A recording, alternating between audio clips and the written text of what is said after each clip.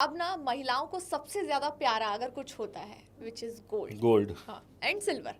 ठीक है, तो हम गोल्ड एंड सिल्वर दोनों पर बात करेंगे, आप बताएं। देखिए, गोल्ड एक ऐसी चीज़ है हम्म। जो स्त्री धन में भी आती है, हम्म।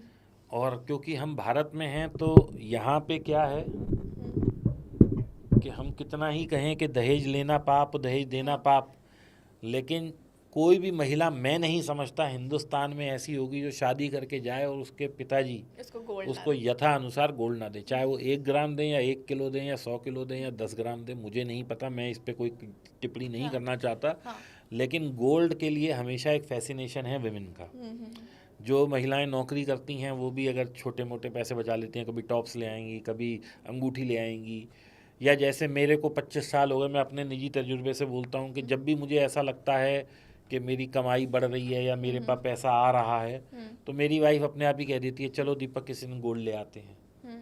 तो ये एक बेसिक नेचर ऑफ विमेन है इंडिया में, और मैं कहता हूँ कि ये है तो घर बचे हुए हैं, क्योंकि gold has become such a big asset कि आपका ये छोटा छोटा लिया हुआ गोल्ड कहाँ पहुँच गया। देखिए, 4,000, मेरी शादी पे 4,000 रुपये गोल्ड था और आज 1 लाख से ऊपर है। जी।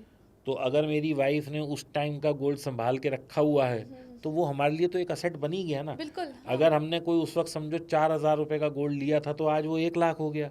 अगर मान लो उस वक्त 4 लाख का लिया था तो आज वो 1 करोड़ हो गया। जी बिल्कुल। तो ये तो देखिए सिंपल सी कैलकुलेशन है, इसमें कोई वो नहीं है। और गोल्ड क्योंकि क्या है, हर कंट्री की रिक्वायरमेंट है। जी। आज किसी भी कंट्री को मान लो, ऐसा नहीं है कि आज मोदी जी या आरबीआई का मन करा और उन्होंने कहा भैया इतने नोट छाप दो और हम पब्लिक में बांट देंगे, ऐसा नहीं है। अगर उन्हें नोट छापने हैं तो उन्हें पहले 1 किलो गोल्ड रखेंगे तो 1 करोड़ के नोट छपेंगे, वो फिर आप लोगों में बटेंगे और उसके अगेंस्ट वैल्यू आएगी।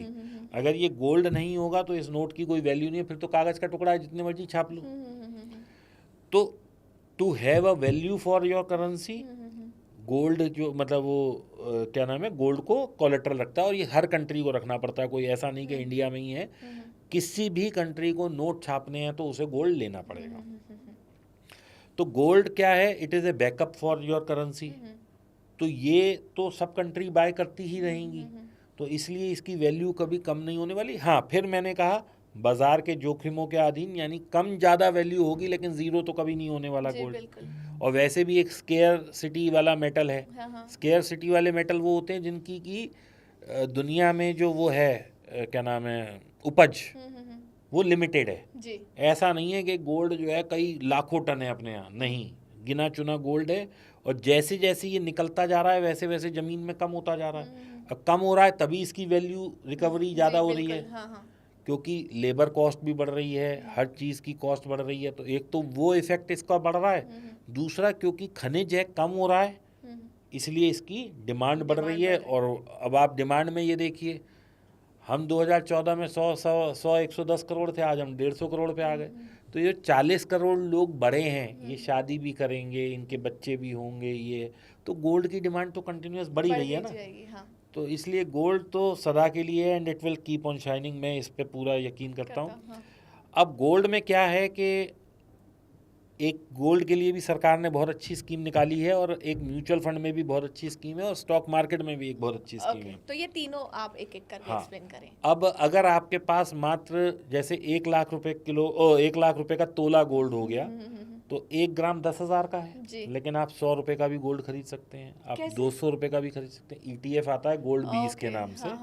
और कई सारे ETF हैं, आप गूगल करिए लिस्ट ऑफ गोल्ड ETF, आपके पास पूरी लिस्ट आ जाएगी, हर एक का अलग अलग प्राइस है, आप वो कर सकते हैं। एक तरीका ये हो गया। दूसरा, आजकल बहुत सारी ऐप हैं जिसमें आप 2,000, 3,000, 5,000 का गोल्ड खरीद सकती हैं और अपनी एक सेविंग कर सकती हैं, और जैसे जैसे गोल्ड का रेट बढ़ेगा वहाँ गोल्ड बढ़ता रहेगा। तीसरा मैंने क्या बताया था आपको?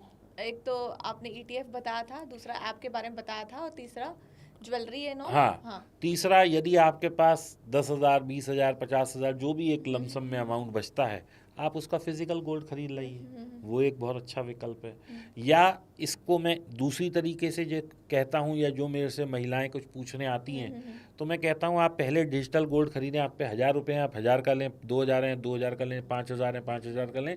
ऐसे आप अपना 1,50,000 रुपये इकट्ठा कर लीजिए, और जब आपके ये 1,50,000 जो भी आपका वो है, इसको बेचिए और फिर फिजिकल गोल्ड ले लीजिए। जी। क्योंकि अगर आप ये सोचेंगे कि मुझे पूरे 50,000 लाख का ही गहना लेना है, हाँ, हाँ। तो वो ना आप कभी जोड़ पाएंगी, ना वो कभी आएगा, और जो पैसे बचते हैं वो खर्च हो जाएंगे। तो इससे बेटर है कि छोटे छोटे वो करिए, जोड़िए और बड़ा ले आइए। ओके।